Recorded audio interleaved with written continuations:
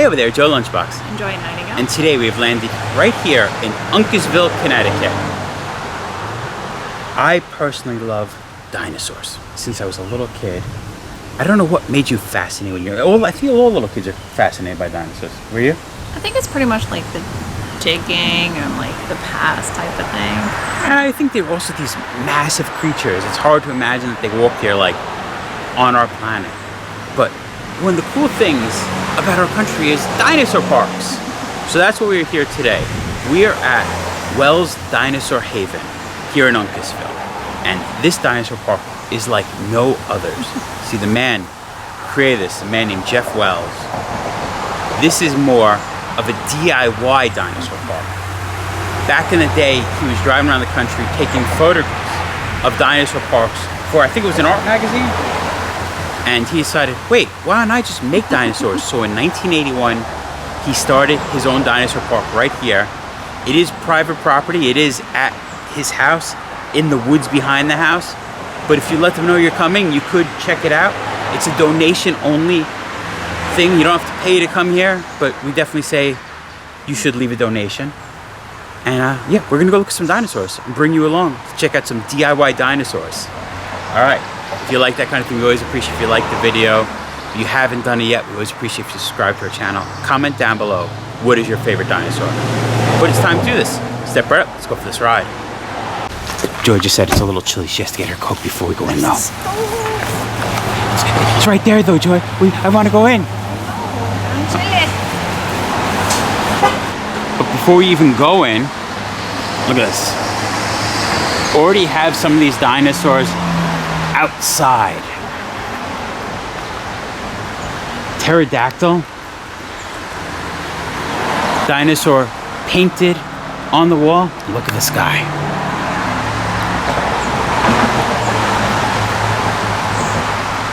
I have good feelings. I have good feelings. I like the DIY aspect of this. Making the dinosaurs. There it is.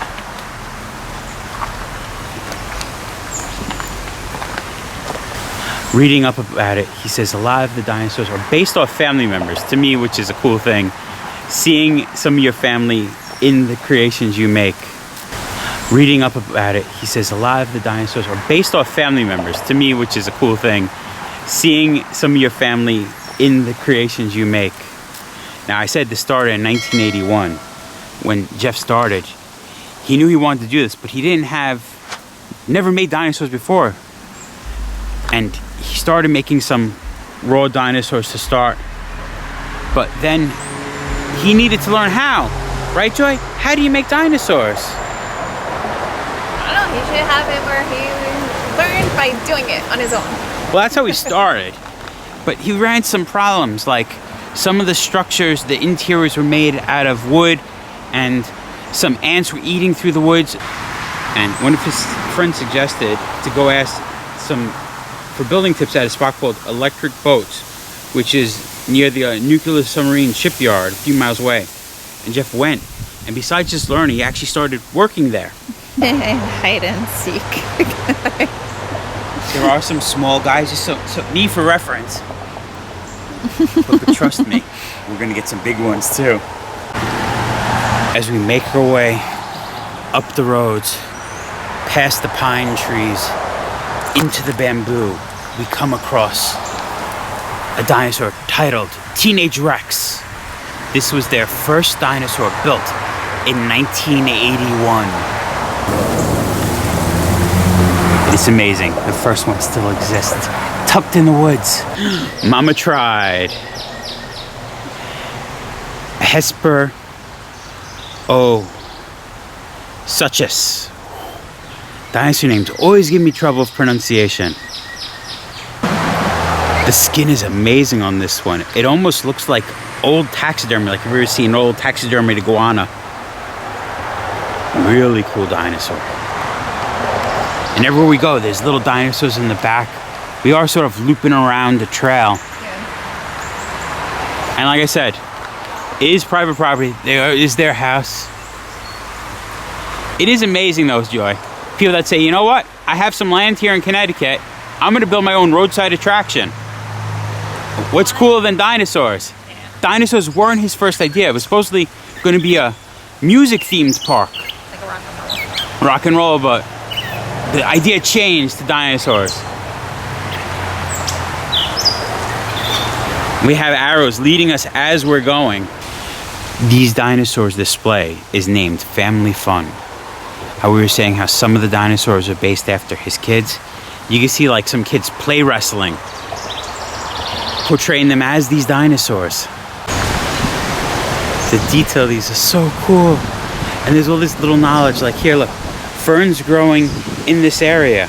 And we actually have some of the Christmas ferns, the New York fern, sensitive fern, and you think ferns are some of the oldest things on this planet. The oldest plant fossils in the world are actually in New York, in an area called Gilboa, and they're fern fossils. And we can see some of the dinosaurs get bigger. And ready for the big guy? We're gonna pan up. We have a massive T-Rex. Look at that. That thing is awesome. I already love this park. This is one of the coolest things I've ever seen. And to think, we're looking at a 40-foot long Tyrannosaurus Rex that's in someone's backyard that they made themselves. Amazing. This is you're into DIY, you're into dinosaurs, roadside attractions, Americana, kitsch. This should be on one of your top lists of things to see. I'm sort of upset at myself that it took me so long to get here. We've been doing this channel for numerous years, and I love dinosaurs, and we finally made it. Look at this guy, it's awesome. And what got me into this is I was traveling around the country documenting folk artists. And there were so many dinosaur parks, it's like decrepit, and some of them are Smithsonian spectacular American art. And I thought, well, this is a photo essay here. And I actually got a publisher to buy this idea. And we kind of drove around the country living in a van, and I was just shooting all the various dinosaur parks all over America. And there's a lot. And this is like 1977, 78. I did that. I knew absolutely zero about building dinosaurs. I knew a little bit about construction work, you know, like how to nail 2x4s together. It was all I knew. And I built that one, and my daughter, who was like 2 years old, maybe, loved it, and we had it down front here. And it caused a traffic jam. It was so popular, and wow, you know, this is before the movies. This is like 1981, 82. So, you know, I thought, well, this is pretty cool. People really love it, so I'm just going to do this. And I made another one, and another one, and another one. They all did not make it through the winter. So anyway, I made those 3 more, and they all fell apart. I simply did not know what I was doing. I was like rolling up cardboard and covering it with acrylic resin and putting it outside, which lasts, you know, a month tops. Right. You know, and then you have a mess. A friend of mine said, why don't you go down to Electric Boat and they'll teach you how to weld. You can go there completely green and they will teach you, they will school you, and then you'll know how to weld, and then you can put steel inside of these. My in-law said, you know, what you're doing wrong here is your shell is not weatherproof, so you need to learn how to work fiberglass. He was okay. Once I did that, everything kind of meshed, and I went to the shipyard. I worked there 35 years. With all the folk art in the country, what made you interested in the dinosaurs? Well, I always was. Okay. The impact that it had on me was that these dinosaurs are real works of art. I mean, people tend to think like, you know, miniature golf and like dinosaurs is kind of like laughable, cartoony things. But yet there's like great art. You know, there's fantastic dinosaur builders from the 30s and the 40s and 50s. And in some cases their parks are decrepit. You know, strategically, it is the kind of art that I want to make in the venue that I want to work in. And I don't care about commerce. I don't charge anything. There's no admission. I don't sell anything. So out of all the ones that you've done, what is your favorite? Probably the, I don't know if you know your dinosaurs. Do you know what a Plesiosaurus is? It's like a brontosaurus, but kind of scaled down. Yeah. I'm working on it right now, and I started in 2014 on it. And I'm at the point in the construction now where I'll have the body blank finished and ready to paint probably this fall. So that's my favorite, and I think I finally have my technique so that I can make something that will endure. The T-Rex, I started that in 1985. I had big trees in that area, like a forest, and I cut the trees down with my dad out. And everywhere there was a stump is where like 1 foot, another foot, and his tail is anchored. And there's like serious structural steel inside. There's a T-bar and big angle. And by then I was like doing real shipbuilding. This bridge is real slippy, guys, so please hold on to the rail. This was kind of like a real work of work. I mean, engineering of it was much more difficult than the artistry. And I built the lower jaw as a unit, the tongue as a unit, the head as a unit. And I had all this scaffolding here cut from trees.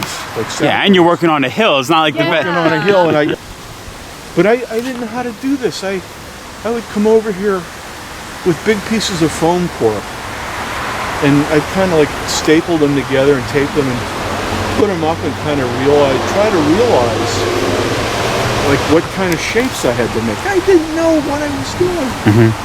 And so eventually, after much weeping and gnashing of teeth, I got a T-Rex model from Benny's, the hardware auto parts store. And I cut it up. I cut it up and re-glued it into the position this is with hot glue. So then I could scale up that model and get the sizes and shapes that I needed. So these were all trial and error things that I just worked out. Years ago, this tail was like the best thing I had ever done. It went and soared up like that, and that tree fell. Came down on. Yeah, and it also crushed his hips. Okay, if you could stick your head in there and not die. I hope. But you can see the structure. Yeah. And it was a real production. I had welders from work help me. I took modules to their places and I put the whole thing together like a Rector set, like kind of like that. And then I put this submarine hatch in it just so I could get in there and work in my town. And I came out here one day. Sometimes I would sit on that bench. I'm down there having a coffee or something. And this guy comes out, an old Chinese guy carrying 2 shopping bags, right? And he was actually living in there. And he ran down the hill like I was going to yell at him. He says, look, it's totally okay. I don't care. It's all right. How is it? Tell me. Come on. No, it's beautiful. And it's beautiful how it works with your terrain here, too. Well, you know, that's a new development that I've kind of learned, because when you see them in a museum, you know, they're on a level surface, and even if they have those ones that are animatronic, it's still like very safe in terms of whether it's going to fail or not. Yeah. And I would make something on a flat surface in my studio or in my cellar. It's where I work. And I'd bring it out here, and I realized there's like this, 45-degree slope in my yard, and another epiphany. They have to be terrain specific. I built him from 83 to I think 85. And I built him on a flat surface, and I built it there. That's what I did. I had a wire armature, and I built it there and glassed the shell and made the legs kind of fit. And my original fins on it, that's fins 2.0. They didn't last the weight of snow in the winter. And so I came out here after a storm one day thinking I'm going to get like the best picture ever. And they were all they're all bent over flat, and all the attachment points along his back, they just failed. One winter, my wife went for a hip operation, so we were kind of shut down here a little bit. And I redesigned the attachment points on those plates, and I rebuilt much lighter weatherproof fins. across the bridge. heading up. I love stuff like this. The fact that Jeff came out and talked to us. We actually got to talk to the artist that's creating all this. Get a little inside their head. It's incredible. It's not like I'm just coming to some tourist attraction, paying, and they bought fiberglass dinosaurs from somewhere. Like seeing an artist, learning about his process, learning how he got started. This is everything I love. Dinosaurs mixed with folk art, like you can't go wrong. Just look how incredible these things are. Making our way back up the trail to the Stegosaurus.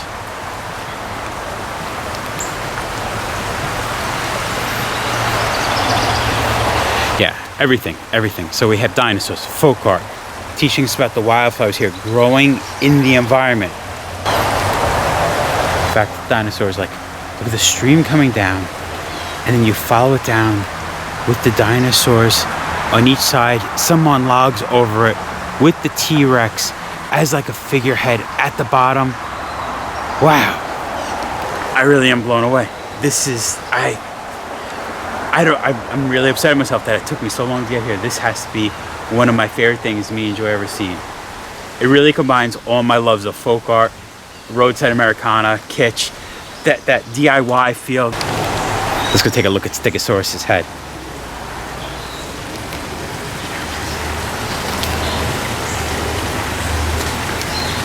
Oh yeah, these eyes are awesome. These little marbles in them. Oh. I mean, look at him. He's standing on the rock, looking over the creek. His fins up. He even got the Thygomeister. All right, we're still making our way.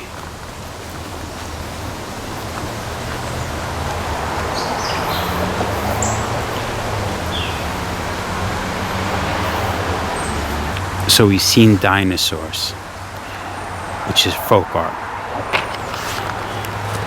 Now, do you know what could make this even better? What? When you go to like a regular dinosaur park that's a paid tourist attraction, it's just dinosaurs in scenarios. Like there's a dinosaur, here's a plaque, there's a dinosaur. Because this is folk art, this is his imagination, he could do whatever he wants. True. And you could get a little zany, you could get a little weird. And that's what we're about to see, right? Because we have a dinosaur sitting in a chair. Right. It gets better. With his pet dinosaur in the dinosaur house, like a dog house.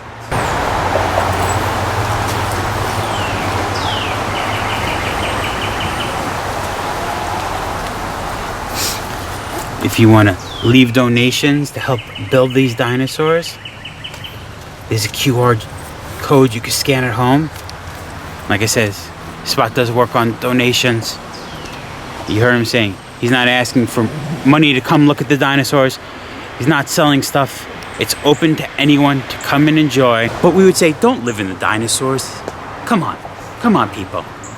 Even though that T-Rex did look quite cozy, I wouldn't live in it. No, it's going to feed his pet. Going to feed his pet? Okay. And this is the one that he said he is working on now. He started a few years ago. We can see the construction. He's saying by the end of this year, he hopes to have it done. Look at it. Imagine going up the ladder, climbing up to do this. Seeing the frames. Like I said, I like how he said he does it in sections. So you can see where the neck is capped off. Next comes the head on top of it. We can see the frame that made the legs. It looks like on the ground is the other leg. It probably pops on and off so you could go work inside on the frame. I'm gonna zoom in quickly. 1 foot is attached on the rear hind legs. And then we pan over to the table and he is working on the other rear hind leg. This little display is named Spring Promenade. And what I like is we even have some spring flowers with the little dinosaurs. It reminds me of like a mom and the little kids going, Mom! Hey, Mom, can we go eat something? I'm hungry. I want egg today. I'm tired of eating little dinosaurs. We'll eat what we eat. But Mom. So I go, hey Joe, have you seen the tortoise? Not that, he likes turtles and tortoises. He goes, no. I was like, well, how am I picking this out before you? Silly boy. We're making our way around the path, and then these guys jumped out at me.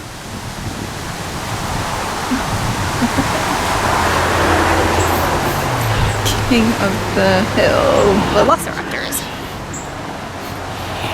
That's me. I'm the king of the hill. Actually, I think your buddy up at top of the mountain, he is the king of the hill.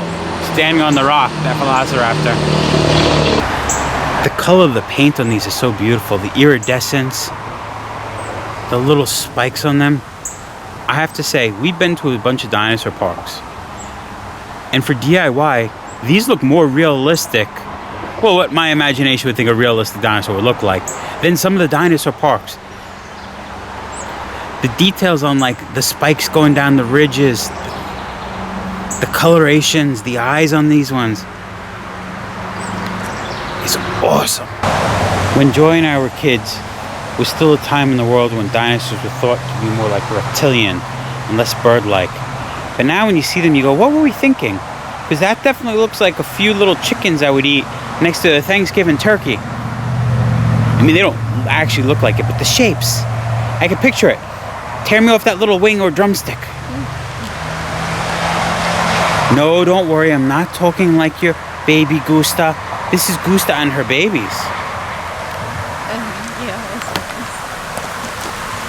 A Yellowsaurus. I get it. I was saying, I read that some of the dinosaurs are based on people he knows. If I was to say who this dinosaur would be based off of, I'd say Elvis. Something about those, the way his lips curve down at the end reminds you of Elvis's sideburns. Love me tender, love me sweet, I'm a dinosaur. So there you have it, Wells Dinosaur Haven. That was incredible. It literally is everything I love all rolled into a ball. I saw some amazing dinosaurs. We got to meet the artist. We got to bring you along. I loved it. I love this. Some handiwork. If you're in Connecticut, you should come here. And just as though you know, like there's a major road right there, right across the street is Mohegan Sun. So you might be into gambling. You might be going to see a concert. If you were coming around this part of Connecticut, we're not that far away from Mystic Seaport, any of those type of things, this should be on your bucket list. Get in touch with them. You have to come see this. This is incredible. The time to see this stuff is now.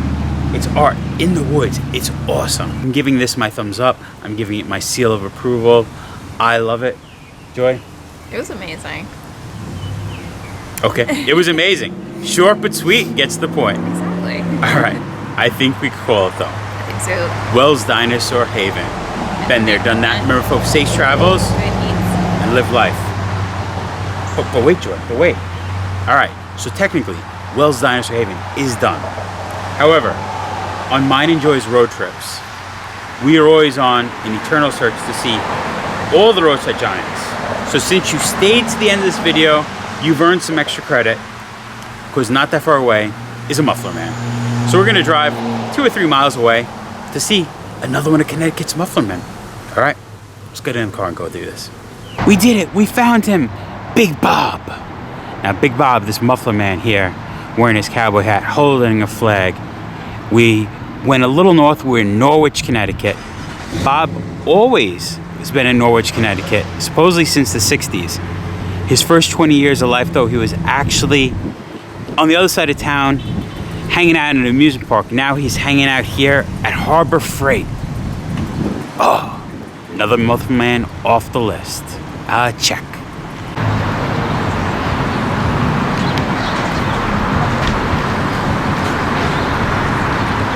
So long, Big Bob. Until the next time.